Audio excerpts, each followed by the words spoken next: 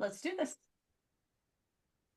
Well, everybody, it is exam season, mock exams, and I know all the parents are getting emails about revision. We're all sensing the pressure mounting slightly for our adolescents and older children. So I thought I would ask an expert on how we motivate our teens during this time and generally at school without putting them under stress, particularly those teens who seem a little bit demotivated, because I think we've all encountered that in our lives. So I'm going to be chatting to Jenny Anderson. She is a New York Times journalist turned educational analyst, and she's going to talk about our teens' learning personalities. She's the co-author of the book The Disengaged Teen, Helping Kids Learn Better, Feel Better, and Live Better, which she co-wrote with Rebecca Winthrop. I'll put all the details in the caption below.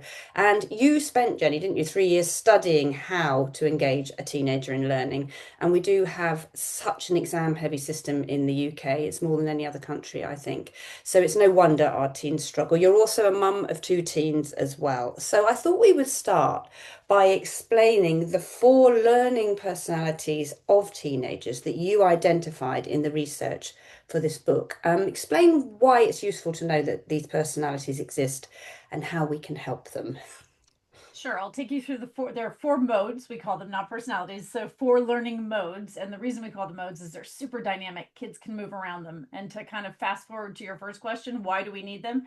Because when your kids understand more about their own thinking processes, they can gain more control over their thinking Yeah. processes. They are not at the whim of their kind of emotions around studying. They can master this. It's called metacognition. It's very well studied. And so these modes really encapsulate the four ways kids show up for their learning, and knowing about them is empowerment to help them move. And we've got a lot of tips and tricks to, if you've got a kid stuck in one mode, how to get them Yeah. unstuck. So the In the four brilliant. modes are passenger, resistor, achiever, and explorer. So number one, passenger. These are the kids coasting through, doing the bare minimum. They're basically showing up, putting in bare. They race through their homework. They've got tons of energy for Minecraft, no energy for algebra. And about 50% of kids tell us that this is where they spend most of their time in learning, which is really depressing because learning scientists would say they're showing up but not actually learning. Mm, Achiever mode, these are our perfectionists. They're aiming for gold stars and everything we put in front of them. We've got an insatiable system. These kids want to meet every single hoop that we put in front of them. Parents love kids in achiever mode. Teachers love kids in achiever mode because they are doing all the things. And a lot of it is very good. Good time management, good discipline, great grades.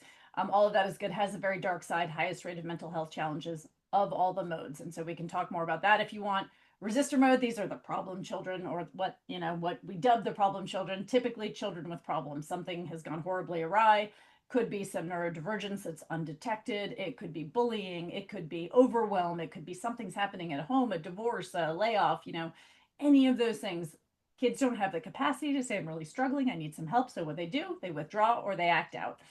That's resistor mode. Explorer mode is really, Rebecca and I make the case in the book. This is where sort of curiosity meets drive. Kids know who they are, what they're interested in, what they want to go after, and they have kind of a range of strategies to do that. So they're quite resilient learners. They're not fragile like achiever mode kids. They're really leaning into, they've found the things they love, and those change over time. This isn't like their one big passion. This is, they find their things and they have some strategies to go after it. So, really, the goal of the book, only 4% of kids in high school and middle school, or secondary school as we call it here in the UK, only 4% of kids are spending time in that mode. Our job as parents is to help them spend more time there, because kids in explorer mode perform better academically. They actually get better grades. They're better, their mental health, far better, higher pro social outcomes. And they feel better, learn mm, better, yeah. and live better, basically. So I would say probably a lot of us have teens, older children in passenger mode going in, and that's not helped by the system in many ways. How would we identify passenger mode and gradually help our children? We're not teachers, so that's not what we're doing. Yeah. Gradually help our children move into a more explorer mindset as parents at home now. Yeah, I think there's a lot of ways that we can move kids from passenger mode into explorer mode. I think part one of the question is how do we do that generally, and then part two is how do we do that during exam season, which is a very Yes. particular. I mean, this is the most exam happy nation in the world. My kids have been through it. I'm very empathetic. So in general, it is super counterintuitive.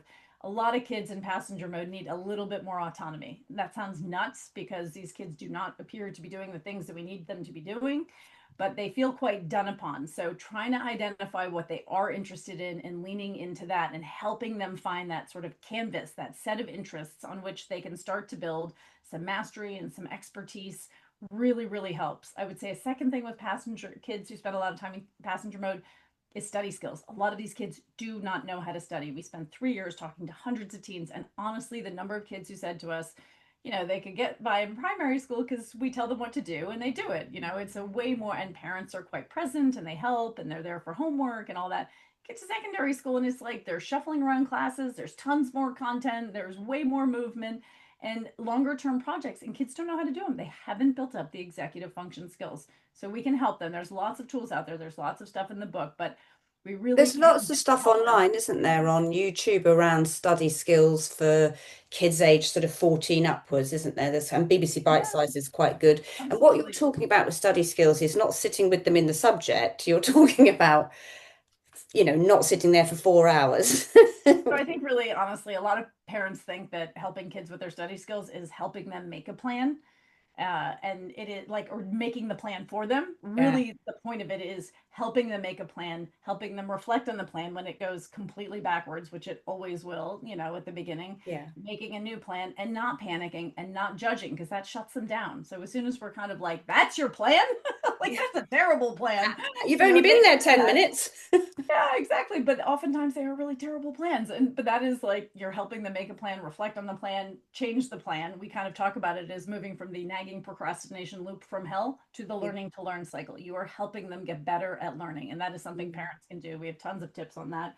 And as you say, there's a lot of resources, basic executive function, planning, time management, chunking, Pomodoro method, lots of different ways, and every kid will be different as to what sticks. I was interviewing an ADHD coach, and he was saying, there is not one size fits all. Some kids need micromanagement on some stuff. Some kids really need to make 5 plans, watch their own plans fail, and then figure it out for themselves. And it really is a very particular. And that's Um, us listening to them as well when they say, and I think this is the thing parents find hard because I hear a lot of parents say, just so unmotivated, so disengaged, so this, you've made the judgments, given them the labels in your head, but not listen to them when they said, actually, a better way for me to do this is with my headphones on or absolutely in my room with the door shut. And it's us listening to what they're saying in a test and learn thing, isn't it? That backing off a little helps them feel more motivated because they've got autonomy and choice. Yeah, I mean, the number one thing adolescents are looking to do is kind of differentiate themselves, Yes. establish their identity, go out on the savannah and sort of, earn their status. That's actually what you have. If you think about the role of adolescents, separate from a caregiver, right? That's number one. And number two, go find your tribe and go find your mate. To do that, you earn status. You do Mm, things to earn status. And so you have to have sort of a canvas on which to do that. And when everything is done to you, school is done to you, exams are done to you, your extracurriculars are done to you, your chores are done to you. Like, I'm all for chores, but kids need some mm. choice. They need some agency. They need that autonomy is fuel for them. We saw this in time and time again in the book when kids in passenger mode were given a little bit more autonomy, which doesn't mean no consequences for bad behavior. There is a difference. A little bit of autonomy, they really often thrived. Yeah. And if they hit achiever mode, I think I've noticed this with my girls, particularly real perfectionists. The moment you give them a goal, they're so disappointed if they're 1 point off the goal. How do we help an achiever mode? Because often I think maybe I'm just left them because they were just getting on with it. But actually, one of them was particularly anxious about it, and it was very stressful for her. It's really, really tricky as a parent to deal with a kid in achiever mode a lot. And I've got one of these, and I think maybe another one coming. So I'm very familiar with this. I think the number one thing is prioritizing kind of very obviously their well-being. So you are Yeah. saying to them time and time again, day after day, night after night, I need you to go to bed.